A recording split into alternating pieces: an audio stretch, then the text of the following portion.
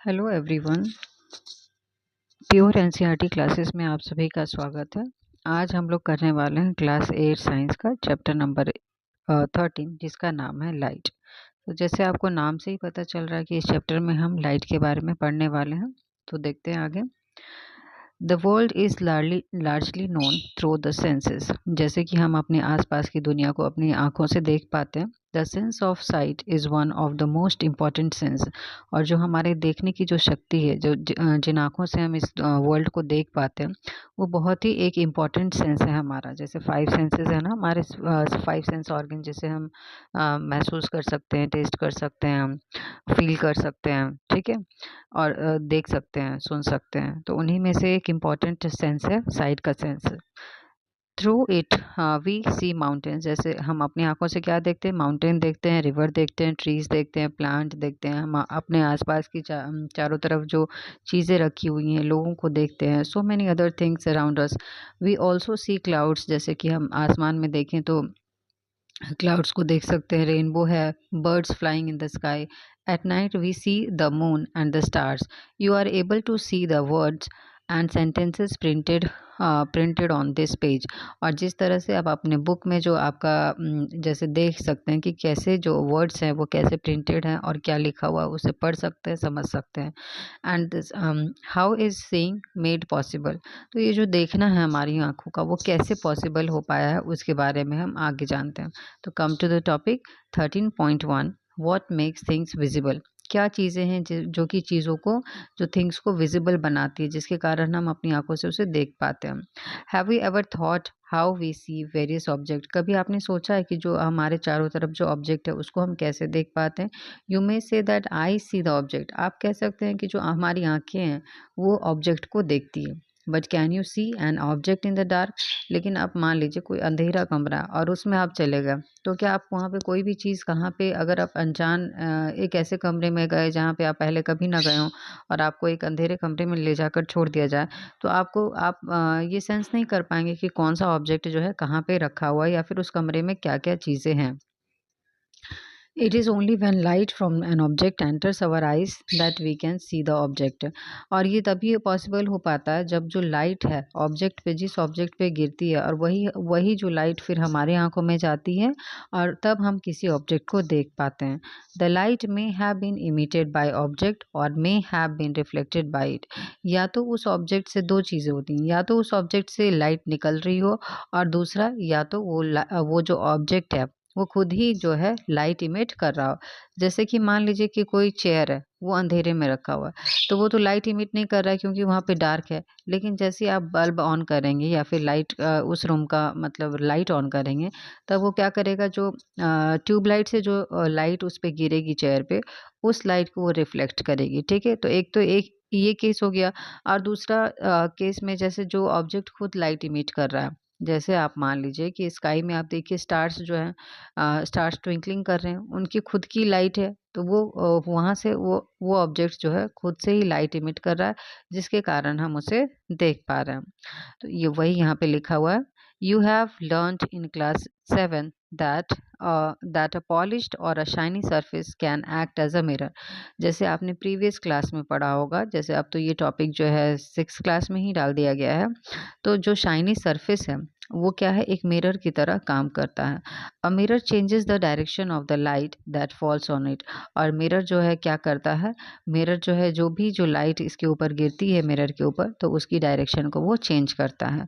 Can you tell in which direction the light falling on the surface which we will be reflected. और क्या आप बता सकते हैं कि जो लाइट उस पे सरफेस पे गिर रही है वो किस डायरेक्शन में रिफ्लेक्ट होगी। तो लेट अस फाइंड आउट। अब हम आगे देखेंगे उसके बारे में, ठीक है, कि लाइट कैसे रिफ्लेक्ट होती है। तो टॉपिक 13.2, लॉज ऑफ रिफ्लेक्शन।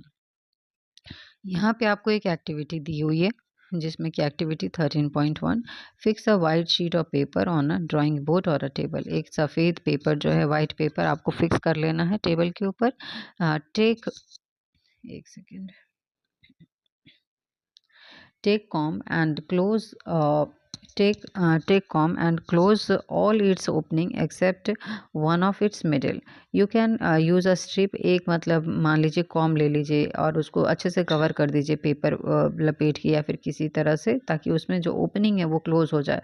या फिर इसके अलावा आप क्या ले सकते हैं, एक स्ट्रिप ले सकते हैं ब्लैक पेपर का for this purpose. Hold the com perpendicular, मतलब उस कॉम के ऊपर आप ब्लैक पेपर भी पेस्ट कर सकते हैं। To the sheet of the paper, perpendicular उसको रखना है शीट ऑफ पेपर के ऊपर, जैसे कि यहाँ पे आप देख सकते हैं कैसे सीधे तरीके से रखी हुई ना, उसको उस तरह से खड़ा करके आपको रखना है। Which with a slight adjustment to the torch and the comb you will see a ray of light along the paper on the other side of the comb. अब यहाँ पे देखिए जैसे कि हम उसको मिरर के आगे लेकर आते हैं, लाइट रिफ्लेक्ट कर रहे हैं यहाँ पे, तो एक मिरर जो कॉम के आगे एक स्ट्रेट लाइन आपको दिख रही है ना। तो keep the com and the torch steady, और बिल्कुल आपको जो कॉम को और टॉर्च को बिल्कुल भी हिलाना नहीं है, ठीक है। इस तरह से प्लेसमेंट आपको करनी है। Place a strip of plane mirror in the path of the light raise.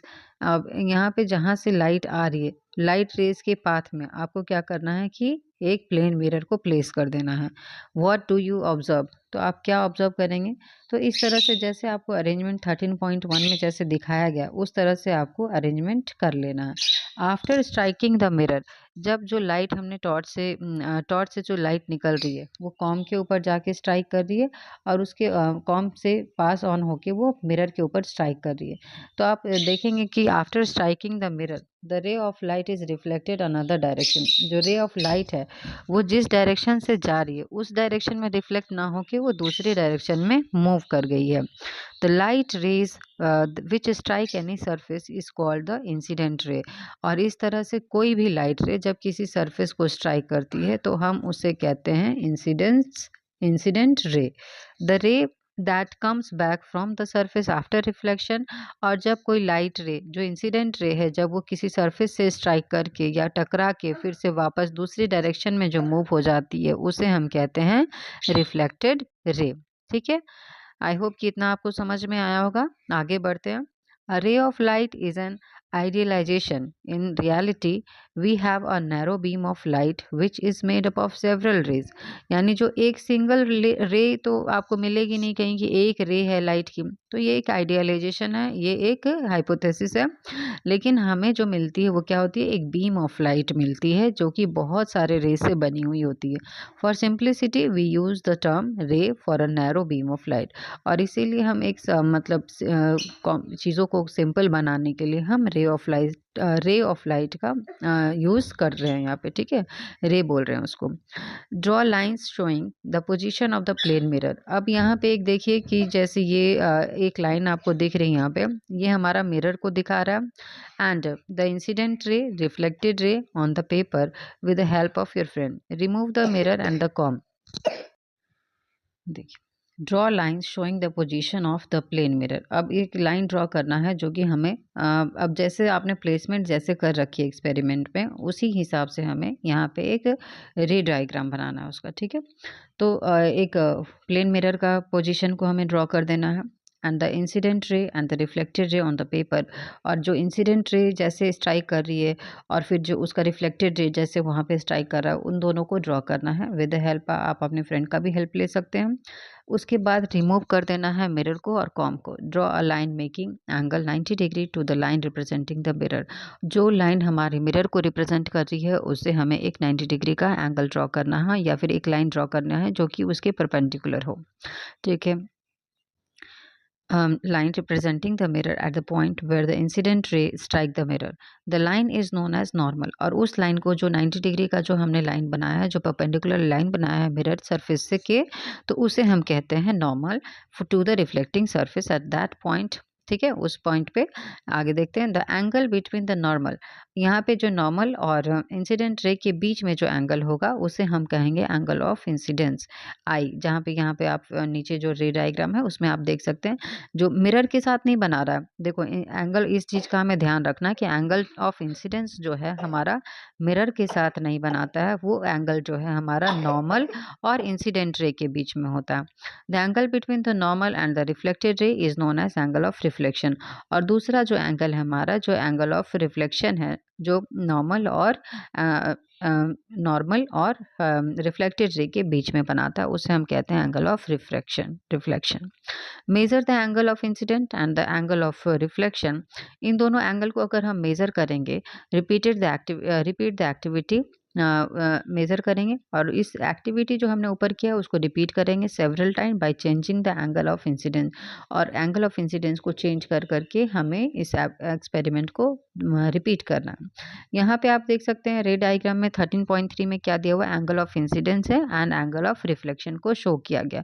तो इस चीज़ को आप ध्यान रखिएगा। एक इंपॉर्टेंट चीज़ वही है इसमें कि जो एंगल ऑफ इंसिडेंस है वो आप ये गलती मत करिएगा कि वो मिरर के साथ जो एंगल है वो नहीं बनाता है, बल्कि जो नॉर्मल के साथ जो एंगल बना रहा है एंगल ऑफ इंसिडेंट रे, वो है हमारा angle of incidence.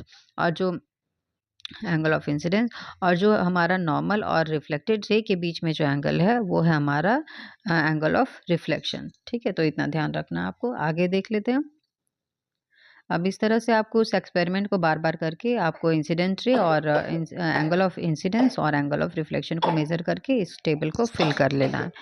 Do you see any relation between the angle of, तो जब आप इस टेबल को फिल करेंगे तो आपको कुछ रिलेशन पता चलेगा एंगल ऑफ इंसिडेंस और एंगल ऑफ रिफ्लेक्शन के बीच में। तो दे आर अप्रोक्सीमेटली इक्वल, तो वो क्या हो सकते हैं, आर दे अप्रोक्सीमेटली इक्वल, क्या वो अप्रोक्सीमेटली इक्वल हैं, दोनों का वैल्यू जो है वो सेम आ रहा है। If the experiment is carried out carefully, it is seen that angle of incidence is always equal to the angle of reflection. अगर आपने अच्छे से उस एक्सपेरिमेंट को किया है तो आपको क्या रिजल्ट मिलने वाला है, आप ये ऑब्जर्व करेंगे कि जो एंगल ऑफ इंसिडेंस है वो हमेशा एंगल ऑफ रिफ्लेक्शन के इक्वल आया है, या फिर दोनों ही एंगल का मेजरमेंट जो है हमेशा इक्वल होगा। This is one of the law of reflection. तो इस तरह से हमने एक लॉ ऑफ रिफ्लेक्शन को पढ़ लिया। Let us perform another activity on the reflection. और अब हम दूसरा एक्टिविटी करेंगे रिफ्लेक्शन के ऊपर। what would happen if I threw the light on the mirror along the normal? क्या होगा अगर मैं लाइट को मिरर के लाइट इंसिडेंट जो है नॉर्मल के अलोंग में अगर उस पे लाइट किसी भी मिरर पे थ्रो करेंगे तो। Perform activity 13.1 again. और हमने जो ऊपर एक्टिविटी किया है 13.1 को उसको रिपीट करिए। This time use a sheet of strip paper और अ चार्ट पेपर। इस बार हमें क्या करना है, हमें कॉम का यूज़ नहीं करना है, हमें किसका, चार्ट पेपर का इस्तेमाल करना है। Let the sheet of project a little beyond the edge of the table and cut the projecting portion of the sheet in the middle. ठीक है, प्रोजेक्शन को जो हमारा पेपर है शीट को उसको मिडिल से कट करना है। लुक एट द रिफ्लेक्टेड रे को देखिए। ray extended, make sure that the reflected ray extended to the projected portion of the paper. और रिफ्लेक्टेड इतनी स्पेस होनी चाहिए पेपर में कि हम उसको रेस को जो है एक्सटेंड कर सकें। Bend that part of the projected portion को बेंड करना है on which the reflected ray fall. Can you still see the reflected ray, bring the paper back to the original position and can you see the reflected ray again. यहाँ पे देखिए इस तरह से आपको सेटअप करके एक्सपेरिमेंट को करना है। यहाँ पे टॉर्च से सोर्स जा रहा है, उसके बाद पीछे जो मिरर रखा वहाँ से आप देख सकते हैं इंसिडेंट रे और रिफ्लेक्टेड रे किस तरह से वो रे जो है इंसिडेंट कर रहा है और रिफ्लेक्टेड रे जो है हमारा शो किया गया है दूसरे डायरेक्शन में। तो इस तरह से incident ray, reflected ray and the normal at a point of incident lies in the same plane. अब तीनों ही रे क्या होता है, एक ही प्लेन पे फॉल कर रही है तीनों रे, तो एक ही इंसिडेंट रे भी वहीं उसी प्लेन पे स्ट्राइक कर रही है, फिर उसी प्लेन से हमारा जो है क्या निकल रहा है, रिफ्लेक्टेड रे जा रहा है और वहीं से हम नॉर्मल भी ड्रॉ करते हैं। When the whole sheet of the paper is spread on the table, it represent one plane. जब हम के पूरे शीट को जब हम क्या करते हैं, स्प्रेड कर देते हैं कहाँ, टेबल पे, तो वो पूरा जो शीट है वो हमारा क्या हो जाता है, इट रिप्रेजेंट प्लेन, एक प्लेन को रिप्रेजेंट करता है। The incident ray, the normal at the point of incident and the reflected ray all are all in the this plane, और सारे जो है हमारा इसी प्लेन पे बनेंगे। तो when you bend the paper you create a plane different from the plane on which the incident ray and the normal lies। और जब हम पेपर को बेंड कर देते हैं तब क्या होता है, एक डिफरेंट प्लेन क्रिएट हो जाता है। When you bend the paper you create a plane different, एक अलग प्लेन हम क्रिएट कर देते हैं जिसपे कि इंसिडेंट और नॉर्मल जो है वो लाइक कर रहे हैं। Then you do not see the reflected ray. अब इस तरह से जब हम पेपर को बेंड करते हैं तो क्या हो जाता है, उस समय हमें क्या रिफ्लेक्टेड रे नहीं शो होता है। व्हाट डज इट इंडिकेट, इसका मतलब क्या है, ये क्या शो कर रहा है, it indicate that the incident ray the normal at the point of the incident and the reflected ray all lies in the same plane. और इसी तरह से ये है, इस लॉ में क्या कहा गया है कि इंसिडेंट रे, नॉर्मल रे और जो हमारा रिफ्लेक्टेड रे है वो सेम प्लेन पे होने चाहिए। This is another law of the reflection, और ये क्या है, एक दूसरा लॉ है रिफ्लेक्शन का। Paheli and Boojho perform the activities outside the classroom. Classroom के आउटसाइड में उन्होंने क्या किया कि एक्सपेरिमेंट किया with the sun as a source of light, और उन्होंने टॉर्च को ना यूज करके उन्होंने सन को as a source of light इस्तेमाल किया। You too can use the sun as a source of light, तो आप भी इस एक्सपेरिमेंट को सनरेज के अंडर कर सकते हैं। This activity can also perform by making the ray streak apertures available in the kit of, यहाँ पे ये आपकी यूज का नहीं है। नेक्स्ट देख लेते हैं। Boojho remember that in class 7 has he had studied some feature of the image of an object form by the plane mirror. वहाँ पे बूझो ने क्या पढ़ा था कि प्लेन मिरर जो ऑब्जेक्ट का जो इमेज फॉर्म करता है उसमें क्या क्या फीचर्स होते हैं या फिर उसकी क्या फीचर्स होते हैं। Paheli asked him to recall those feature, Paheli उसे पूछती है कि मतलब रिकॉल करने के लिए बोलती है। पहला, वॉज द इमेज इरेक्ट और अपसाइड डाउन, क्या आप जब आप देखिए कि जब आप मिरर के सामने खड़े होते हैं तो आपकी इमेज कैसी बनती है, क्या वो अपसाइड डाउन होती है या फिर इरेक्ट होती है। सेकेंड है, was it the same size, क्या वो सेम साइज की होती है जिस साइज की ऑब्जेक्ट आप मिरर के सामने लाते हैं, क्या उसी साइज के वो मिरर में दिखता है। Did the image appear at the same distance, distance same होता है, जितनी दूरी पे ऑब्जेक्ट है इमेज भी जो मिरर के अंदर उतनी ही दूरी पे बन रही होती है। Could it be obtain on the screen, क्या इसे हम स्क्रीन पे ऑब्टेन कर सकते हैं। Let us understand a little more about the formation of image by the plane mirror in the following way। अब हम दूसरे तरीके से हम यहाँ पे एक एक्टिविटी के द्वारा वो देखेंगे कि जो प्लेन मिरर है वो किस तरह से इमेज का फॉर्मेशन करता है। A source of light O is placed in front of the plane mirror PQ। तो यहाँ पे देखिए कि एक सोर्स ऑफ लाइट को लिया गया है O को, जहाँ से कि OA और OC जो है OC जो है दो incident ray plane mirror PQ पे फॉल हो रही है। ठीक है, उसके बाद देख लेते हैं क्या लिखा हुआ। OC incident on it, can you find out the direction of the reflected ray. अब यहाँ पे देखिए कि रिफ्लेक्टेड रे का डायरेक्शन कहाँ है, जिस तरफ से हमारा इंसिडेंट रे फॉल हो रहा है मिरर पे उसके दूसरे डायरेक्शन में हमारी आइज की तरफ वो रिफ्लेक्टेड हो रही है। ठीक है, तो draw the normal to the surface of the mirror PQ at point A and C। अब यहाँ पे दो पॉइंट पे स्ट्राइक कर रहा है रे, तो इस तरह से हमने दो पॉइंट, जहाँ पे ए से एक पॉइंट से हमने नॉर्मल बनाया और दूसरा नॉर्मल हमने सी से बनाया। ठीक है, तो कॉल द रिफ्लेक्टेड, उसे हम और हमारा जो रिफ्लेक्टेड रे हो गया यहाँ पे क्या हो गया, AB और CD जो हमारे आइज की तरफ जा रहा है रिस्पेक्टिवली। डू दे मीट, क्या ये मीट करते हैं। Extend them backward, do they meet now and if they meet mark this point I. अब यहाँ पे देखिए ये दोनों ऐसे तो नहीं मिल रहे, लेकिन हम पीछे की तरफ बैकवर्ड आई पे यहाँ पे दोनों को लाके मिला दिया हमने आई पॉइंट पे, तो वो दोनों एक्सटेंड करने पे इन दोनों लाइन को जब हमने बैकवर्ड एक्सटेंड किया तो ये दोनों जो पॉइंट है वो आई पे मीट कर रहे हैं। ठीक है, तो reflected extended further they meet, do they meet now. अब यहाँ पे देखें, हमने देखा कि जब हमने एक्सटेंड किया बैकवर्ड तो वो आई पे जाके मिल गया।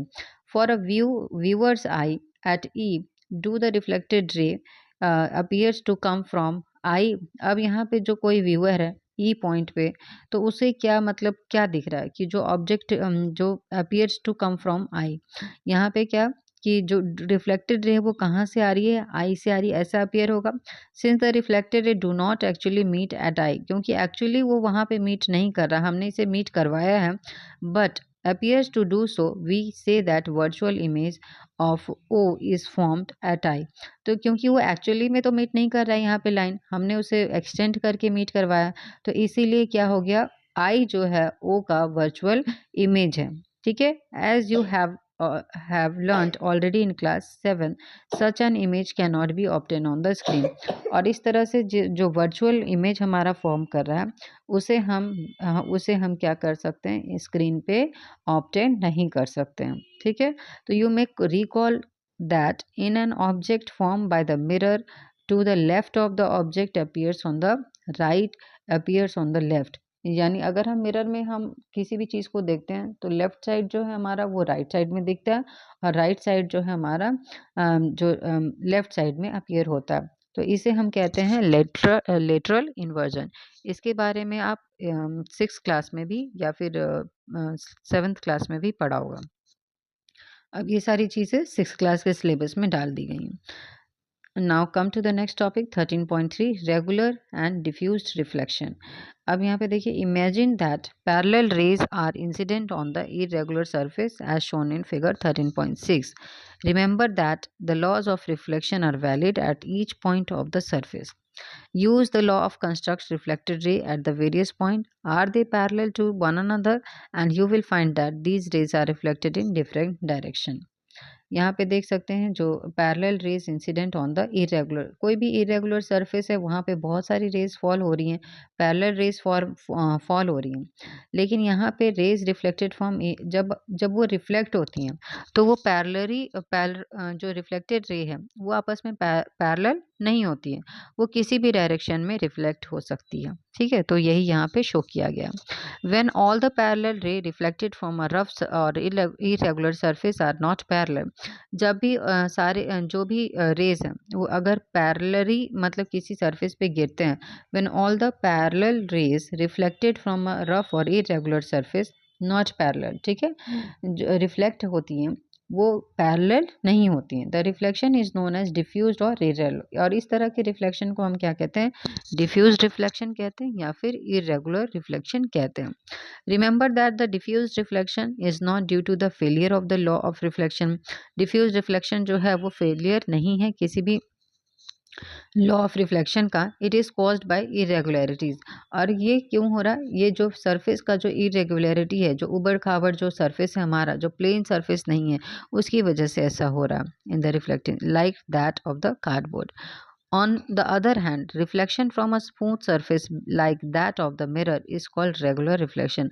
अगर रिफ्लेक्शन किसी स्मूथ सरफेस के ऊपर होता है, इंसिडेंट रे स्मूथ सरफेस के ऊपर फॉल हो रही हैं, फिर वो रेज रिफ्लेक्ट हो रही हैं, तो वो आपस में पैरेलल होती हैं। ठीक है, और इस तरह के रिफ्लेक्शन को हम कहते हैं रेगुलर रिफ्लेक्शन। तो दो हमने मेन पॉइंट पढ़ा, पहला क्या, डिफ्यूज्ड या फिर इरेगुलर रिफ्लेक्शन, और दूसरा जो है हमारा रेगुलर रिफ्लेक्शन।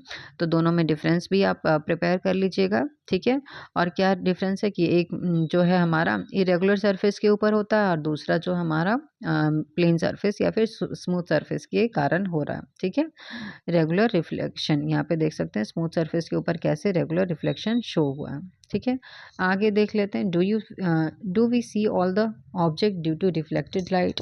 क्या हम जो सारे जो ऑब्जेक्ट देख पा रहे हैं अपने आसपास वो सब लाइट के रिफ्लेक्शन के कारण देखते हैं? तो देख लेते हैं इसके बारे में। Nearly everything you see around you is seen due to reflection of the light. ज़्यादातर चीज़ें हमें वैसे ही दिखती हैं क्योंकि उस पर लाइट फॉल हो रहा है, फिर वो लाइट जो है उससे रिफ्लेक्ट हो रहा है, इस कारण हम चीज़ों को देख पाते हैं। मून, जैसे कि मान लीजिए कि मून, तो मून क्या कर रहा है, मून की अपनी कोई लाइट नहीं है, अब दूसरे सन की लाइट अगर उस पर फॉल हो रही है फिर वो रिफ्लेक्ट होकर हमें दिखाई देती है। For example, receive light from the sun and reflect it, that is how we can see the moon. इसी तरह से इसी कारण हम मून को देख सकते हैं क्योंकि मून की तो अपनी खुद की लाइट नहीं होती है। The object which shine in the light of others object is called illuminated object. मतलब ऐसे ऑब्जेक्ट जो कि दूसरे which shines in the light of other object, दूसरे ऑब्जेक्ट की लाइट में अगर कोई ऑब्जेक्ट दूसरा ऑब्जेक्ट जो शाइन कर रहा है उसे हम कहते हैं illuminated object. Can you name some other such object. क्या आप सोच के देखिए कि किस और इस तरह के किसी ऑब्जेक्ट का नाम आप बता सके तो। There are other object which give their own light such as sun, fire, flame of the candle and electric lamp. ठीक है। तो ये सारे जो ऑब्जेक्ट हैं वो अपनी लाइट देते हैं, जैसे कि सन हो गया, फायर हो गया, फ्लेम हो गया, कैंडल हो गया, इलेक्ट्रिक लैंप हो गया, उनकी खुद की लाइट है। Which light falls on your eyes, जो कि डायरेक्टली हमारे आइज में फॉल होती हैं, and this is how we see them, और इस तरह से हम उन्हें देख पाते हैं। The object which emit their own light is known as luminous object. और तो यहाँ पे भी दो टर्म हमने देख लिया, एक लुमिनस ऑब्जेक्ट जिनकी खुद की लाइट होती है, और दूसरा इल्यूमिनेटेड ऑब्जेक्ट जो कि दूसरे की लाइट के कारण चमकते हैं या फिर शाइन करते हैं। आई हैव अ क्वेश्चन, बूझो क्या कह रहा है। I have a question, can the reflected रे be further reflected if the incident on another mirror. क्या मतलब, मान लीजिए कि कोई रिफ्लेक्टेड रे अब वो किसी और मिरर के ऊपर या फिर प्लेन के ऊपर जाके इंसिडेंट कर जाए तो फिर से वो रिफ्लेक्टेड होगा। तो लेट अस फाइंड आउट, आगे हम देखते हैं इसके बारे में। तो reflected light can be reflected again, जो रिफ्लेक्टेड लाइट है वो फिर से रिफ्लेक्ट हो सकती है, इसमें कोई डाउट नहीं है। Recall the last time you visited a hair dresser, आप कभी भी हेयर कटिंग कराने के लिए जाते हैं तो ही और she make you sit in front of mirror, वो आपको क्या एक मिरर के आगे बिठा देता है। तो after you cut hair is complete, hair cut is complete, जब आप हेयर कट करवा लेते हैं, she or he holds a mirror behind you to show you how the hair has been cut. तो आपको दिखाता है ना, आपकी हेयर के पीछे एक मिरर लगा देगा और आप सामने वाले मिरर में आप देख सकते हैं उस चीज़ की, आपने बैक की इमेज, और उस तरह से आप अपने हेयर कट को देख सकते हैं। तो do you know how how you could see the hair at the back of your head? तो पहेली रिकॉल्स हैविंग कंस्ट्रक्टेड अ पेरिस्कोप, पहेली ने पेरिस्कोप बनाया होता है, उसको वो याद करती है। क्लास 6 में उसने ये एक्टिविटी किया हुआ था। The periscope make use of two plane mirror, क्योंकि पेरिस्कोप में कितना मिरर यूज़ किया है, पेरिस्कोप का जो ये टॉपिक है वो इंपॉर्टेंट है, क्वेश्चन पूछा जाता है, ध्यान से सुनिएगा। तो the periscope makes use of two plane mirror, periscope में हम दो मिरर यूज़ करते थे। तो can you explain how reflection from the two mirrors enables you to see the object which are not visible directly. तो इस तरह से हम क्या करते हैं, जो रिफ्लेक्टेड रे है वो दूसरे मिरर पे इंसिडेंट रे बन जाता है, और इस तरह से इमेज का फॉर्मेशन होता है। जिस चीज़ों को हम डायरेक्टली नहीं देख सकते हैं उसको हम इस तरह से दो मिरर की हेल्प से देख पाते हैं। Periscope are used in submarine, periscope कहाँ यूज़ किया जाता है, सबमरीन में यूज़ किया जाता है, टैंक्स में यूज़ किया जाता है, और शोल्डर्स के द्वारा बंकर्स में भी यूज़ किया जाता है, ताकि वो बाहर की चीज़ों को आसानी से देख सकें। नेक्स्ट टॉपिक है multiple images. You are aware that a plane mirror forms only a single image of an object, जो प्लेन मिरर होता है एक ऑब्जेक्ट का एक ही एक ऑब्जेक्ट का एक ही इमेज बनाता है। What happen if two plane mirrors are used in combination, अगर हम दो मिरर का यूज़ करते हैं कॉम्बिनेशन में तो क्या होता है, देखिए। तो टेक टू प्लेन मिरर्स, दो प्लेन मिरर आपको इस तरह से लगा देना। Set them at right angle, दोनों को राइट एंगल में रखना है। Each other with the edges touching, ताकि उनके एजेस दोनों हो टच कर रहे हो। To hinge them you can use adhesive tape, और उन दोनों को हिंज करने के लिए आप टेप चिपका सकते हैं दोनों को एक साथ रखने के लिए। Place a coin in between, और आपको एक कॉइन रख देना है दोनों के बीच में। How many images can you images of the coin do you see. अब यहाँ पे देखिए कि कितने जो कॉइन का कितना इमेज आपको दिख रहा है।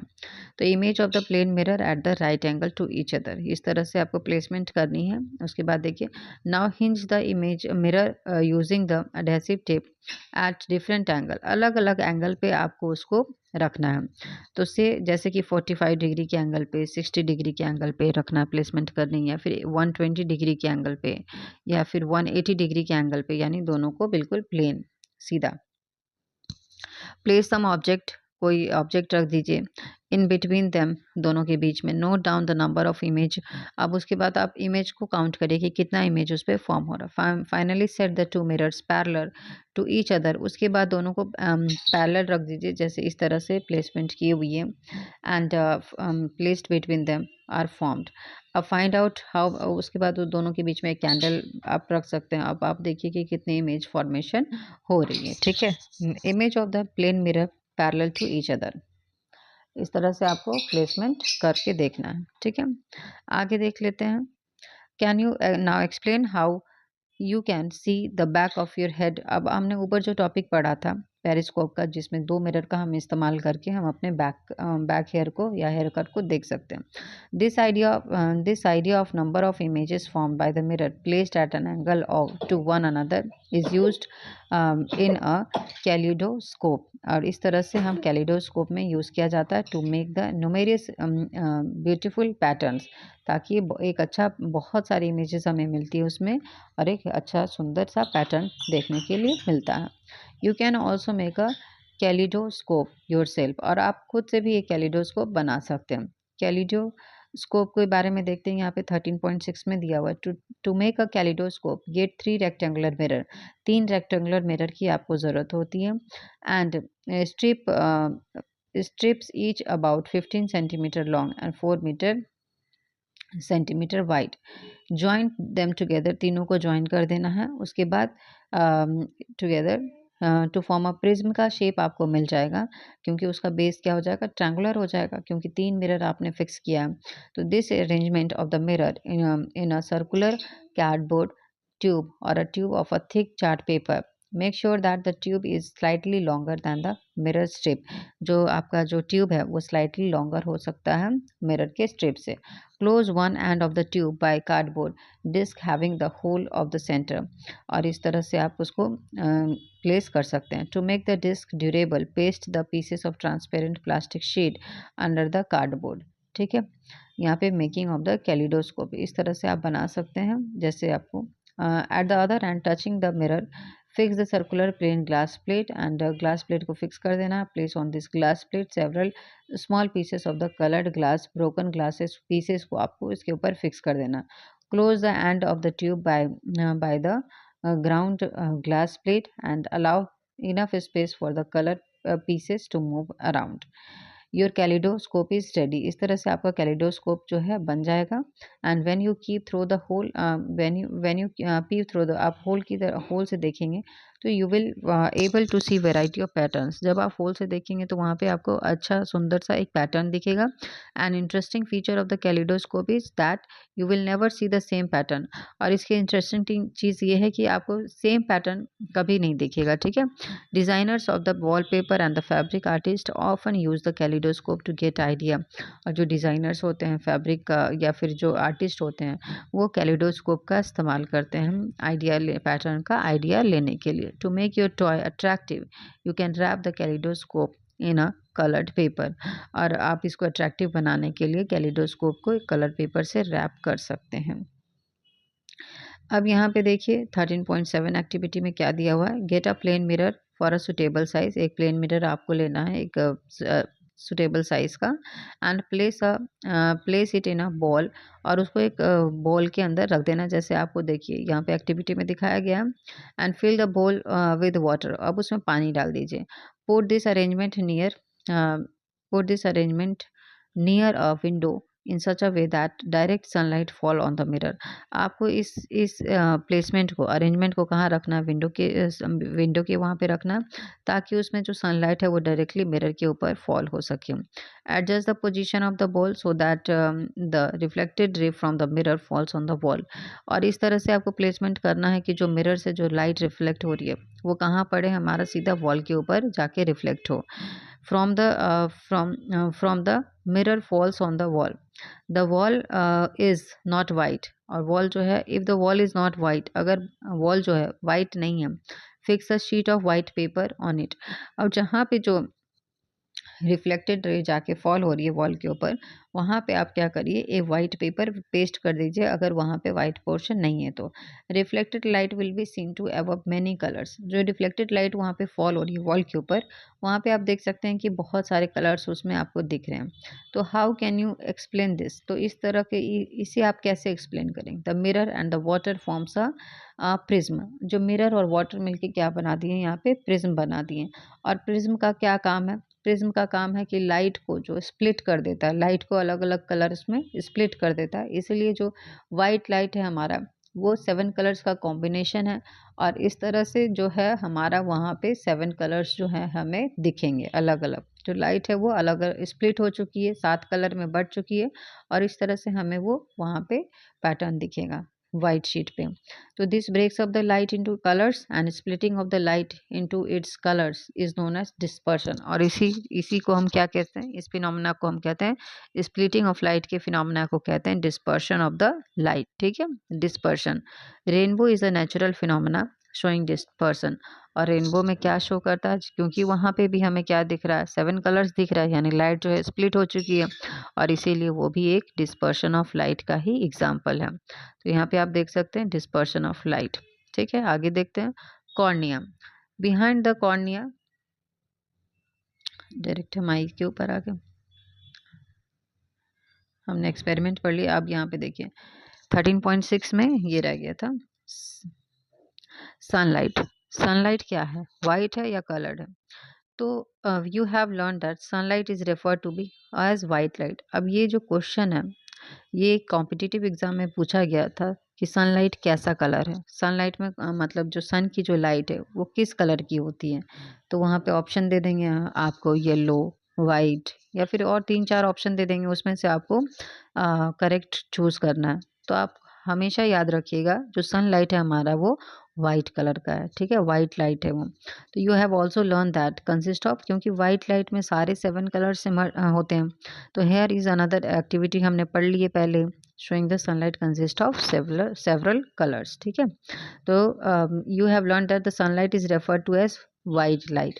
तो you have also learned that it consists of 7 colors.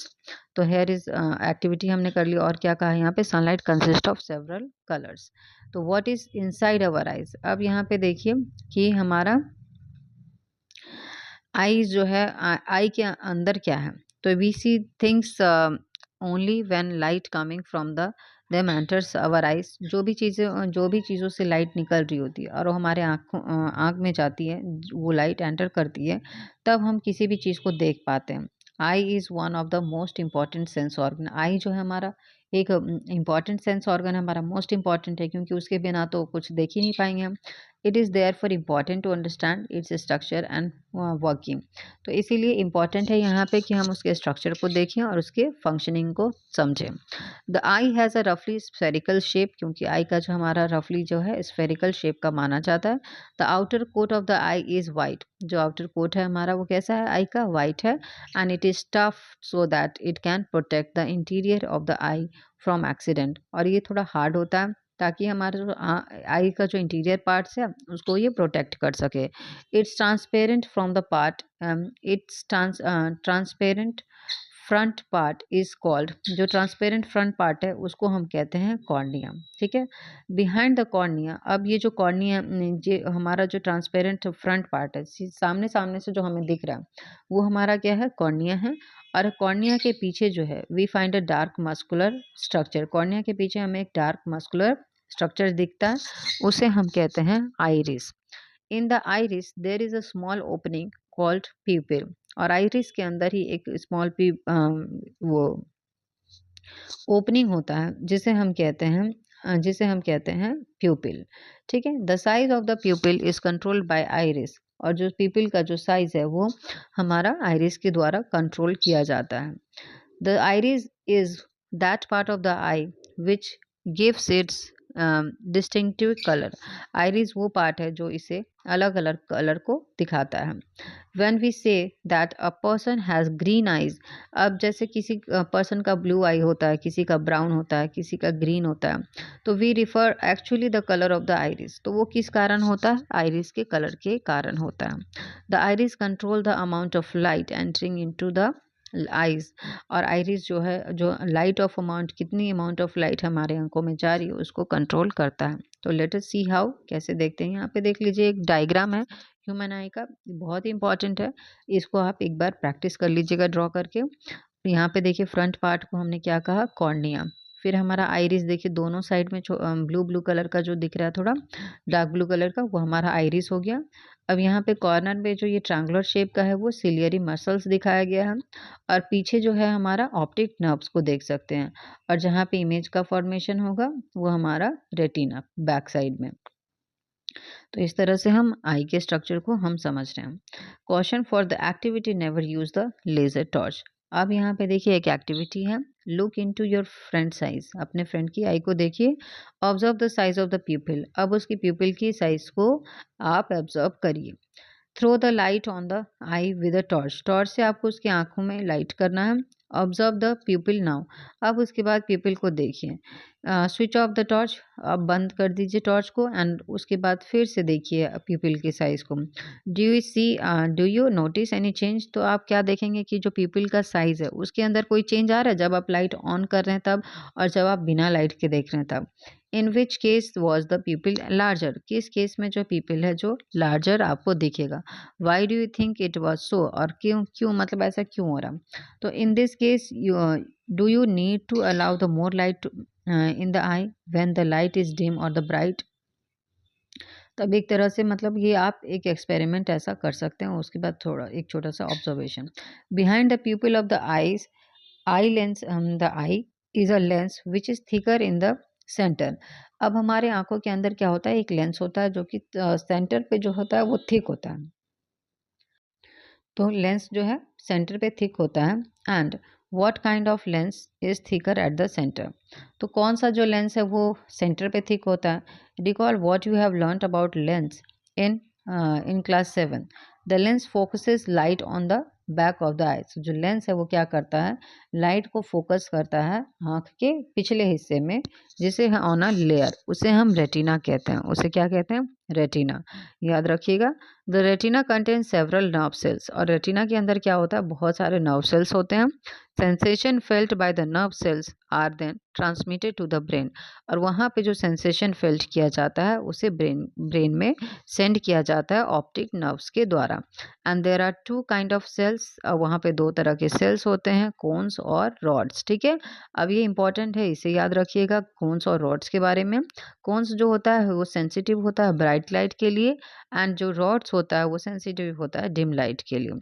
Cons जो है वो सेंस करता है कलर को at the junction of the optic nerves and the retina. There are no sensory cell, और जहाँ पे जो जंक्शन, जहाँ पे ऑप्टिक नर्व्स और रेटिना का जो जंक्शन होता है, मीटिंग पॉइंट होता है, वहाँ पे कोई भी सेंसरी सेल नहीं होता है। So no vision is possible at the spot, और उस स्पॉट पे कोई भी विजन जो है पॉसिबल नहीं है, इसीलिए उसे हम कहते हैं ब्लाइंड स्पॉट। इसलिए हम क्या कहते हैं, उसको ब्लाइंड स्पॉट कहते हैं। Its existence can be demonstrated as follows, और इस तरह से हम यहाँ पे इस एक्टिविटी में बताया गया है कि कहाँ पे ब्लाइंड स्पॉट हमारा होता है, यह एग्जिस्ट करता है। इस तरह से देखिए, demonstration of the blind point, make round mark और a cross on the sheet of, दो एक मार्क बनाइए, एक राउंड मार्क बनाइए और एक क्रॉस बनाइए पेपर शीट पे with the spot of the right of the cross. The distance between two marks में भी, दोनों के बीच में डिस्टेंस कितना होना चाहिए, 6 to 8 सेंटीमीटर का होना चाहिए। Hold the sheet of paper at an arms length, paper को आर्म्स लेंथ पे रखना है। Close your eyes, left eye, अपने लेफ्ट आई को बंद करिए। Look continuously at the cross, उसको क्रॉस के ऊपर देखते रहिए। ठीक है, आपको राउंड सर्कल के ऊपर नहीं देखना, आपको क्रॉस के ऊपर देखना है। Look continuously at the cross and move the sheet slowly toward you. उसके बाद उस पेपर शीट को उठा के अपने आंखों की तरफ लेकर आना है। Keeping your I on the cross, cross को ही देखते रहिए। ठीक है, and what do you find, does the round marks appears eight a point, क्या ये जब आप क्रॉस को लेकर आए अपनी आंखों के, क्या ये मतलब ऐसा, does the round mark disappear at some point. Now close your right eyes, फिर अब क्या करना है कि आपको मतलब इतने पास लेते आइए कि सिर्फ आपको क्रॉस दिखे। ठीक है, नाउ अब क्या होगा, थोड़ी देर बाद आपको ये डॉट जो है दिखना बंद हो जाएगा। उसके बाद आप राइट आइज को क्लोज करिए, look at the round mark, round mark को देखते रहिए। नाउ रिपीट द एक्टिव, उसी एक्टिविटी को दोबारा करिए। डज द क्रॉस डिफर, तो जब आप राउंड को देखेंगे और उसको पेपर को पास लाते जाएंगे तो क्या थोड़ी देर बाद क्या होगा, क्रॉस दिखेगा या नहीं दिखेगा। The disappearance of the cross और the round mark shows that there is a point on the retina which cannot send messages to the brain when lights fall in। तो मतलब एक ये एक पॉइंट है रेटिना के ऊपर, एक ऐसा पॉइंट है, एक ऐसा पॉइंट आता है जहाँ से कि जो है मैसेज जो है ब्रेन को सेंड नहीं हो रहा है। ठीक है, when the light falls on it, जब कि उसके ऊपर लाइट फॉल होता है, लाइट जो है फॉल करता है तब। ठीक है, अब यहाँ पे क्या है, demonstration of the blind spot, इस तरह से आप कर सकते हैं। The impression of the image does not vanish immediately from the retina. जैसे आपने कोई चीज़ को देख लिया, फिर तुरंत आंखें बंद कर लीजिए, तो क्या तुरंत इमेज तो हट नहीं जाता आपके माइंड से? Vanish immediately, it persist there for 1/16 of the second. यानी अगर हम 1 सेकेंड का 16वां भाग देखेंगे तो उतने टाइम पीरियड के लिए हमारे माइंड में वो, हमारे रेटिना पे वो इमेज रहती है। So if still the image is moving, object are flashed on an eye at a rate of faster than 16 per second, then the eye perceives this object as moving। और क्या होता है? So if still images of the moving object are flashed on the eyes as a rate of, किसी moving object को हमारे eyes के सामने लाया जाए और उसकी जो वो है रेट है, जो मूवमेंट की जो रेट है वो 16 पर सेकेंड के से भी फास्ट हो, then the eye perceives this object as moving. तो उस चीज़ को जो है आई क्या समझता है? मूविंग ऑब्जेक्ट समझता है। Get a square piece of cardboard of size 6 to 8 centimetre. एक कार्डबोर्ड लीजिए 6 to 8 सेंटीमीटर उसकी लेंथ साइज होनी चाहिए। मेक 2 होल्स, 2 होल बनाइए। Thread the string through the holes, और उसके बाद स्ट्रिंग लगा दीजिए दोनों में, ठीक है। कार्डबोर्ड एंड अ बर्ड, उसके बाद क्या है? ड्रॉ ड्रॉ और ड्रॉ कर लीजिए या फिर पेस्ट कर लीजिए a cage on the one side of the cardboard. Cage को ड्रॉ कर लीजिए या फिर उसको पेस्ट कर दीजिए पिक्चर को, केज के पिक्चर को। And a bird on the other, दूसरे में क्या? बर्ड को ड्रॉ कर लीजिए या फिर बर्ड की कोई पिक्चर आप उस पर पेस्ट कर दीजिए। Twist the string and make the card twirl rapidly, twist करना है और ताकि वो गोल गोल घूमे, ठीक है। Do this do you see the bird in the cage? तो आपको क्या दिखेगा कि आपको जो केज के अंदर बर्ड दिखना शुरू हो जाएगा, ठीक है। यहाँ पे देखिए इस तरह से front side of the cardboard and reverse of the cardboard. जब आप जल्दी जल्दी उसको रोटेट करना शुरू करेंगे इस तरह से, जैसे ये बॉय जो है दोनों को पिन करके दोनों साइड में लगा के स्ट्रिंग करके जो रोटेट कर रहा है, ठीक है। The movies that we see are actually a number of separated picture in the proper sequence. तो इस तरह से जो मूवी होती है वो हमें मूवी में क्या दिखाया जाता है कि बहुत सारे जो पिक्चर्स है वो एक के बाद एक फास्ट स्पीड में सीक्वेंस में चलते रहते हैं। They are made to move across the eye usually at the rate of, और जो मूवीज़ में जो पिक्चर्स दिखता है वो हमें 1 सेकेंड के अंदर 24 पिक्चर्स को इस रेट पे दिखाता है, फास्टर देन जो कि हमारा 16 पर सेकेंड के से भी रेट से ज़्यादा है। So we see a moving picture, इसीलिए हमें जो है पिक्चर में क्या? मूविंग पिक्चर जो है हमें, जब हम पिक्चर देखते हैं तो वो मूव करता हुआ हमें दिखता है, ठीक है। Nature has provided eyes with eyelid to protect any object from the entering the eye. और हमारा आंखों के ऊपर क्या होता है? आईलिड होता है, जो कि हमें बाहर की चीज़ों से अपनी आंखों को बचाता है। eyelids also shut out light when not required, और ये लाइट को भी अंदर जाने से रोकता है अगर आपको रिक्वायरमेंट नहीं है। जब आपको सोना है, आंखें बंद करनी है, तब लाइट एंटर नहीं करेगा जब आप अपनी आईलिड को क्लोज कर लेंगे तो eye is such a wonderful instrument that it normal can clearly see the distance object as well as the object near by. तो इस तरह से जो आई है हमारा एक बहुत ही सुंदर इंस्ट्रूमेंट है जो कि क्लियरली सी डिस्टेंस ऑब्जेक्ट, जो कि हमारे दूर के ऑब्जेक्ट को भी देख सकता है, चाहे आप आसमान में कहीं भी देख सकते हैं या फिर कितनी भी पास चीज़ों को भी देख सकते हैं। The minimum distance at which the eye can see object distinctly varies with the age. जो मिनिमम डिस्टेंस है जहाँ तक हमारी आंखें पहुँच सकती है, देख सकती है, वो एज के हिसाब से वो वेरी करती है, अलग अलग हो सकती है। The most comfortable distance at which one can read with a normal eyes is about 25 centimetre. और एक जो स्टैंडर्ड जो डिस्टेंस है जहाँ तक हम मिनिमम डिस्टेंस जहाँ तक हम आप देख सकते हैं, रीड कर सकते हैं, वो है 25 सेंटीमीटर का। Some person can also see object close to them clearly but cannot see the distance object clearly. कुछ लोग जो होते हैं, कुछ की जो आंखें होती हैं, जैसे कि मान लीजिए जो पास की चीज़ें हैं उसको आसानी से देख पाते हैं, लेकिन जो दूर की चीज़ें हैं उसे वो उनको क्लियरली नहीं दिखती। On the other hand some person cannot see the object near by clearly. कुछ पर्सन ऐसे होते हैं जो कि नियर बाई ऑब्जेक्ट्स को क्लियरली नहीं देख सकते हैं, but they can see the distant object quite well. दूर की ऑब्जेक्ट को आसानी से देख पाते हैं। विद सुटेबल करेक्शन लेंसेज, इस तरह का जो डिफेक्ट होता है, कभी पास का नहीं दिखना, कभी दूर का नहीं दिखना, तो इस तरह के डिफेक्ट को हम लेंस की मदद से हम इसको करेक्ट कर सकते हैं। And this defect of the eyes can be corrected. Lens की मदद से ये हमारे डिफेक्ट जो है आइज के, वो उसको करेक्ट कर दिया जाता है।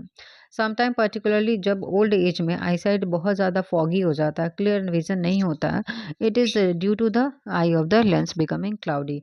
जो हमारा आई लेंस है वो क्लाउडी होने के कारण जो है हमें इमेज का फॉर्मेशन क्लियर नहीं होता है।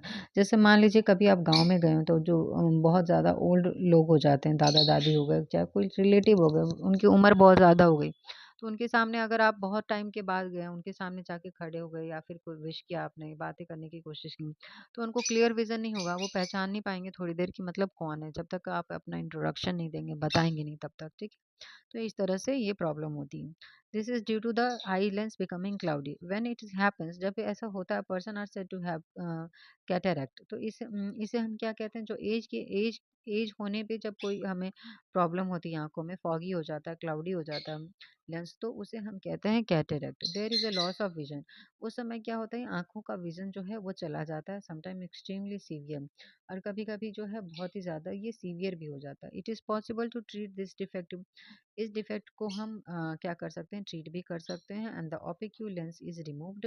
ओपीक्यू जो लेंस है उसको रिमूव कर दिया जाता है, और नया जो है आर्टिफिशियल लेंस आपकी आंखों में इंसर्ट कर दिया जाता है। जैसे आप देखते हैं ना, बहुत सारे ओल्ड लोग जो हैं क्या करवाते हैं, अपने आई को ऑपरेट करवाते हैं, लेंस को चेंज करवाते हैं, लेंस लगवाते हैं, क्योंकि उनको विजन क्लियर नहीं हो पा रहा है। हाँ, ठीक है, वो देख नहीं पा रहे हैं। तो इस प्रॉब्लम से इस प्रॉब्लम को मतलब सबको देखना है भई। बिना आँखों के तो काम नहीं चल सकता है। तो फिर उसके बाद वो आर्टिफ़िशियल लेंसेज़ इंसर्ट करवा लेते हैं अपनी आइज़ में, और इस तरह से वो देख पाते हैं। Modern technology has made this procedure similar and safer. आज के ज़माने में जो टेक्नोलॉजी यूज़ की जा रही है, वो इस चीज़ को और सेफ और फिर सेफ बना दिया है और सिंपल, ठीक है? अब नेक्स्ट टॉपिक है, देखिए, केयर ऑफ द आइज। हम अपनी आंखों का जो केयर कैसे कर सकते हैं। जब हमारी आंखें इतनी सुंदर वर्ल्ड को हमें दिखा रही है, तो हमें इसकी केयर भी करनी चाहिए। तो it is necessary that you take proper care of your eyes. अपनी आंखों का आप केयर करिए। And is if there is any problem, you should go to the eye specialist. जब हमें आंखों में अगर आपको किसी भी प्रकार का प्रॉब्लम लगे, दिक्कत लगे, तो आपको आई स्पेशलिस्ट को दिखाना चाहिए। हैव अ रेगुलर चेकअप, और आइज़ का हमें रेगुलर चेकअप करवाते रहिए। If advised, use suitable spectacles. ये अगर आपको एडवाइस किया जाए ग्लासेस यूज़ करने के लिए, स्पेक्टिकल्स यूज़ करने के लिए, तो आपको चेक किया जाएगा पहले आपके आइज़ को। उसके बाद आपको रिकमेंड किया जाएगा कि हाँ, इस इतने पावर का आपको स्पेक्टिकल्स यूज़ करना है। तो उस तरह से आप फिर उनके एडवाइस को फॉलो कर सकते हैं। टू लिटिल और too much light is bad for your eyes. बहुत ज़्यादा लाइट और बहुत कम लाइट, दोनों ही हमारी आँखों के लिए अच्छा नहीं होता।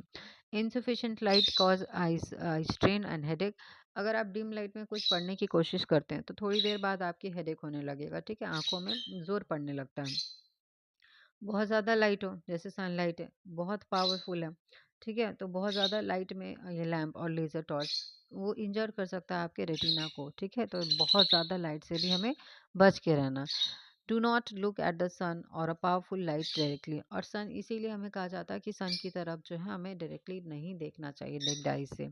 Never rub your eyes. Eyes को कभी भी रब मत करिए। If particles of the dust go in into your eyes, wash your eyes with the clean water. अगर कुछ चला भी गया आपकी आंखों में, तो आप कोल्ड वाटर से आप अपनी आंखों को धो सकते हैं, ठीक है? वॉश कर सकते हैं। If there is no improvement, go to the doctor. अगर फिर भी कुछ आपको इम्प्रूवमेंट नहीं लग रहा है, तो फिर आपको क्या करना है, डॉक्टर के पास जाना है। Always read the normal distance for the vision. और हमेशा जो है normal distance, always read eight normal distance maintain. बहुत ज़्यादा आपको, जो अगर मान लीजिए कोई बुक रीड कर रहे हैं, तो बहुत एकदम आंखों के नज़दीक नहीं लेके आना है आपको, ठीक है? Do not read the bringing of the book too close to your eyes और कीपिंग इट टू फार। ना ही आपको बहुत ज़्यादा पास में रखना है, और ना ही आपको उसको बहुत दूर रखना है, ठीक है? तो एक डिस्टेंस, आपको एक मिनिमम डिस्टेंस को मेंटेन करना है। You learn about balance diet in the classics. आपने पढ़ा है कि जो हमारी हेल्थ, जैसे कि आंखों आंखों का भी केयर करना, मतलब आंखों की हेल्थ का ख्याल रखना है हमें। तो उसके लिए हमें एक प्रॉपर बैलेंस डाइट भी लेना पड़ता है। कुछ ऐसे फूड हैं जो जिनको लेने से हमारी जो है आईसाइट अच्छी होती है, जैसे विटामिन ए जो हो गया, वेजिटेबल हो गया, ग्रीन वेजिटेबल हो गया, फ्रूट्स हो गए, ठीक है। तो अबाउट बैलेंस डाइट, जैसे आपने बैलेंस डाइट के बारे में पढ़ा क्लास 6 में, if the food is deficient in some component eye may also suffer. अगर आप किसी तरह से कमी कर रहे हैं खाने में, आपको प्रॉपर बैलेंस डाइट नहीं मिल रहा, तो उस तरह से आपकी आँखें भी सफ़र कर सकती हैं। Lack of vitamin E in the food stuff is responsible for many eye troubles. और बहुत ज़्यादा जो प्रॉब्लम होती है विटामिन ए की कमी के कारण हमारे फूड में, अगर हम नहीं ले रहे हैं प्रॉपर तरीके से विटामिन ए, तो उस तरह से हमारी आंखों में प्रॉब्लम ट्रबल कर सकता है ये।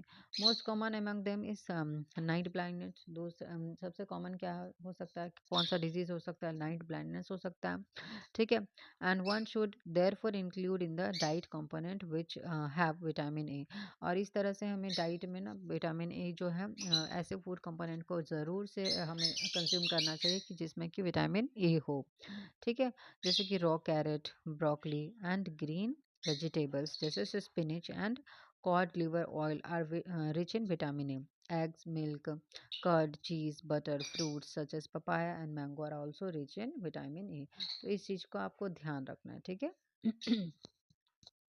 अब यहाँ पे देखिए, did you know animals have I shaped in different ways.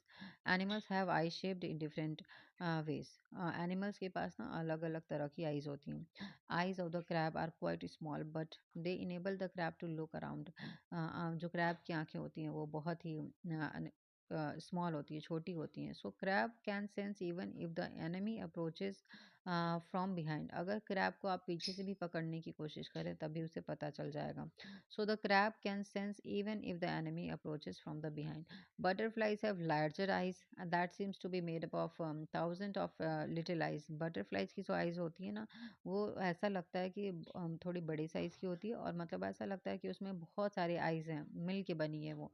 तो they can see only in the front of the side but they can see not only in the front। अब इतनी राउंड होती है तो और तो उसके उसके कारण वो आगे ही नहीं बल्कि अपने पीछे भी देख पाती है, इसीलिए आप कभी बटरफ्लाई को पकड़ नहीं सकते हैं पीछे से। A night bird can see very well in the night but not during the day. जैसे आउल हो गया, वो क्या है, नाइट बर्ड है, वो रात में अच्छे से देख सकता है लेकिन दिन में नहीं दिखाई देता है उसको ठीक से। ऑन द अदर हैंड जैसे कि डे लाइट बर्ड्स जो हैं, काइट हो गया, ईगल हो गया, वो दिन में बहुत अच्छे से देख सकते हैं well during the day but not in the night. Night में वो इतने अच्छे से नहीं देख पाते। The owl has a large cornea and large people in to allow more light in its eye। जो आउल है उनकी जो कॉर्निया होता है वो लार्ज साइज की होती है, पीपल लार्ज साइज के होते हैं, ताकि वो ज़्यादा से, क्योंकि उनको रात में देखना है तो उनको ज़्यादा लाइट चाहिए, ठीक है, तो ताकि उनके आईज में ज़्यादा से ज़्यादा लाइट एंटर कर सके। Also it has on its retina a large number of the rods. Rods की संख्या भी ज़्यादा होती है and only a few cones. Cones जो होते हैं वो कम होते हैं।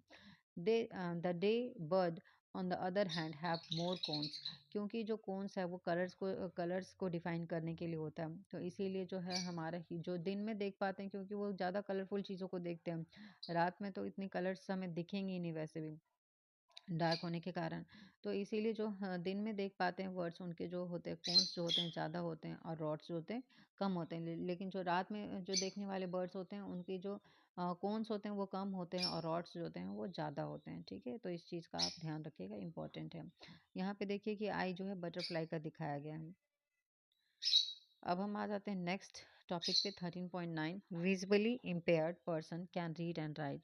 Some person including children can be visually impaired. कुछ लोग जो होते हैं कि हो सकता है उनके आई में कोई प्रॉब्लम हो, वो नहीं देख पाते हो, या फिर बाय बर्थ उनमें कुछ ऐसा डिफेक्ट हो गया हो। They have very limited vision to see. और कुछ को मतलब देखते हैं कि छोटे छोटे बच्चे भी क्या स्पेक्ट्स यूज़ करते हैं, लेंसेज यूज़ करते हैं देखने के लिए, तो उनमें कुछ ना कुछ विजन का प्रॉब्लम हो जाता है। Some person can not see at all since birth. और कुछ पर्सन जो ऐसे होते हैं जो बचपन से ही बाय बर्थ ही वो कुछ नहीं देख पाते हैं। सम पर्सन में lose their eyesight because of disease और इंजरी। कुछ लोग ऐसे होते हैं जिन्होंने अपनी आई साइट जो है किसी इंजरी के कारण या फिर किसी डिजीज के कारण, शुरू में तो वो देख पा रहे थे लेकिन बाद में वो नहीं देखने लगे। Such person try to identify things by touching and listening the voice more carefully. तो इस तरह के लोग जो होते हैं वो आवाज़ को सुन के या फिर चीज़ों को टच करके, फील करके, सेंस करके वो किसी भी तरह से उस चीज़ को समझने की कोशिश करते हैं। तो they developed their other senses more sharply. तो क्योंकि आप उसका उनका एक सेंस काम नहीं कर रहा है, इसलिए वो अदर सेंस को और ज़्यादा एक्टिव कर लेते हैं अपने। तो they develop there more SIM. However, additional resources can enable them to develop their capabilities. कुछ additional resources है जो कि उनकी capabilities को और बढ़ाते हैं ताकि वो अच्छे से अपने world अपने surroundings को absorb कर सके. ठीक है. नेक्स्ट टॉपिक है यहाँ पे non optical and optical aids for visually impaired. Non optical और ऑप्टिकल एड्स कौन से हैं जो कि विजुअली इम्पेयर्ड जो पर्सन है वो यूज़ करते हैं. पहला है नॉन ऑप्टिकल एड्स इंक्लूड करता है विजिबल एड जो कि देखने में हमारा जो दिखाई जैसे tactual aids using the sense of touch. Auditory aids जैसे कि जो सुनने में हमारी मदद करता हो. विजुअल एड जो देखने में मदद करता हो. ठीक है. And the electronic ads.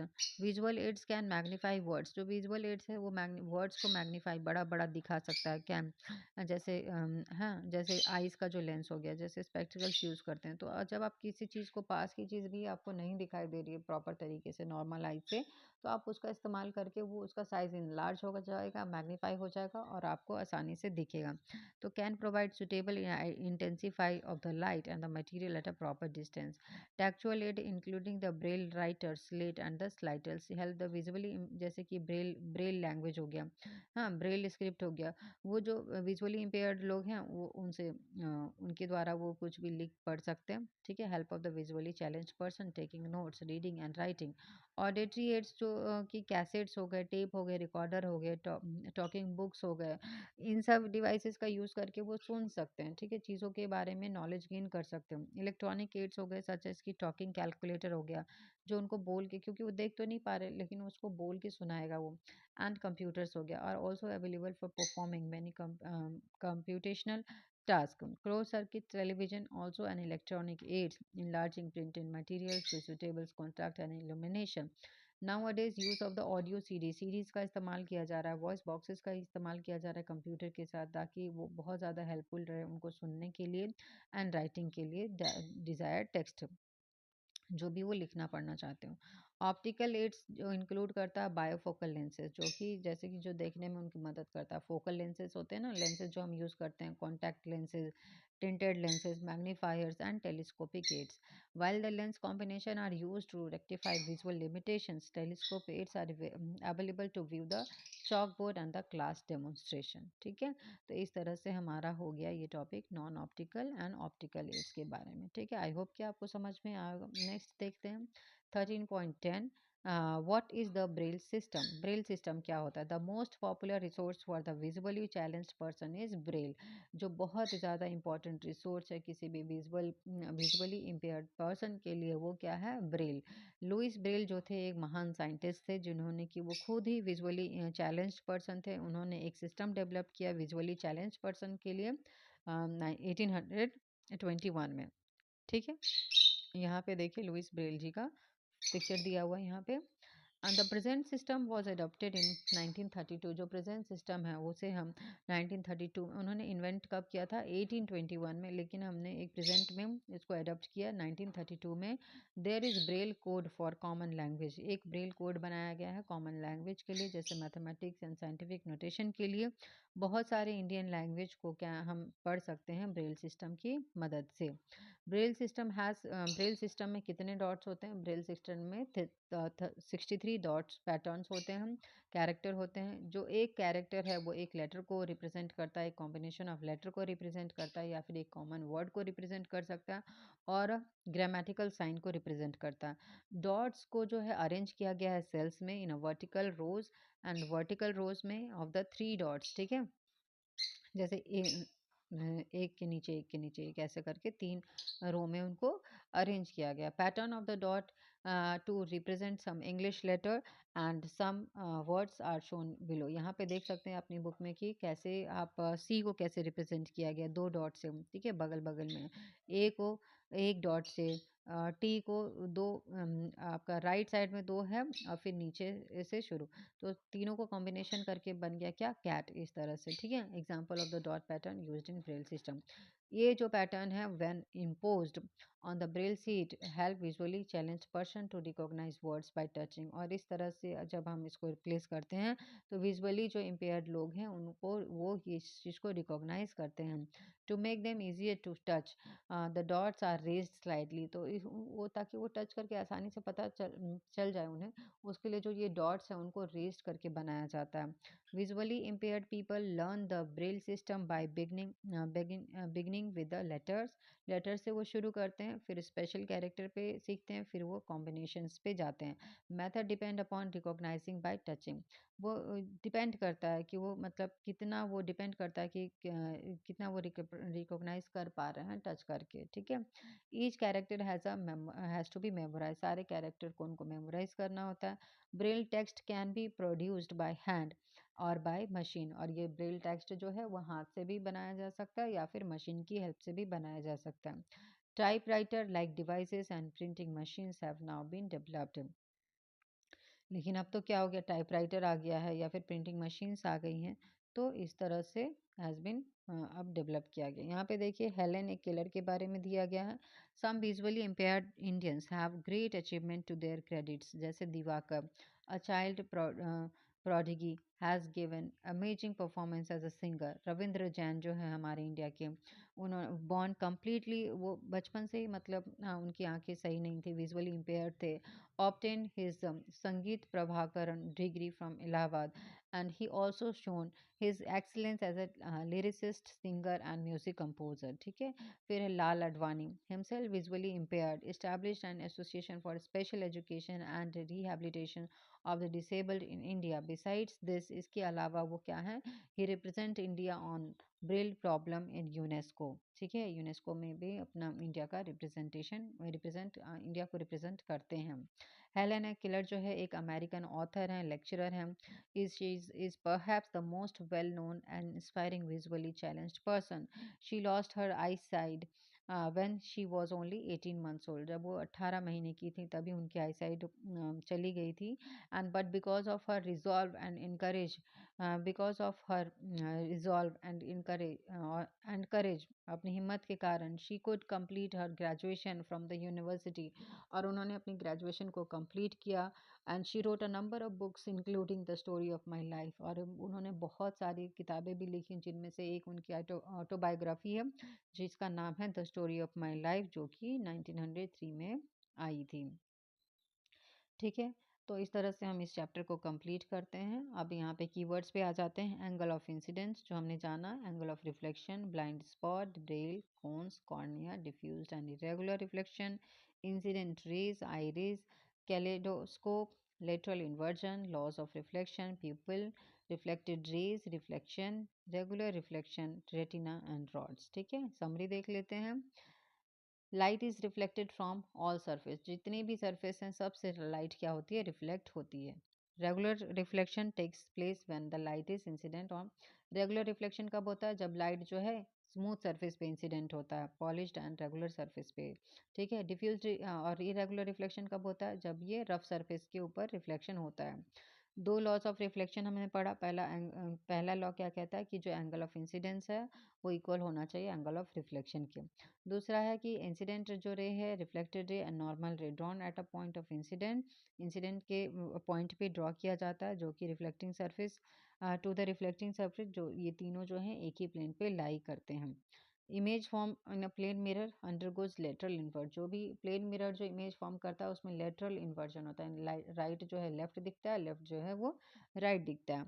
दो मिरर अगर इंक्लाइन करें एक दूसरे के साथ तो गिव अ मल्टीपल, तो वो बहुत सारे इमेजेस देते हैं किसी भी ऑब्जेक्ट का। ब्यूटीफुल पैटर्न जो है वो फॉर्म किया जा सकता है कैलिडोस्कोप से, क्योंकि वहाँ पे मल्टीपल रिफ्लेक्शन होता है। सनलाइट है उसे वाइट लाइट कहते हैं, जिसमें कि 7 कलर्स होते हैं।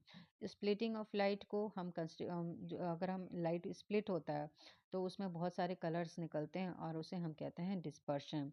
पार्ट्स ऑफ जो आई है वो cornea, iris, प्यूपिल, lens, retina and optic nerves. Normal eyes can see and near by distance object clearly. Visually impaired जो पर्सन होते हैं वो रीड कर सकते हैं, राइट कर सकते हैं ब्रेल सिस्टम का इस्तेमाल करके। Visually impaired person developed their other senses more sharply to improve the interaction with the environment. ठीक है, अपने अदर सेंसेस को और ज़्यादा एक्टिव करते हैं ताकि वो अपने इन्वायरमेंट के साथ अच्छे से इंटरेक्ट कर सकें। तो इस तरह से हम क्लास 8 साइंस को कंप्लीट करते हैं। आई होप कि आपको वीडियो अच्छा लगा है। अगर आपको मेरा वीडियो अच्छा लगा तो इसे लाइक करिए, चैनल को सब्सक्राइब करिए। मिलते हैं नेक्स्ट वीडियो में, तब तक के लिए थैंक यू, बाय बाय।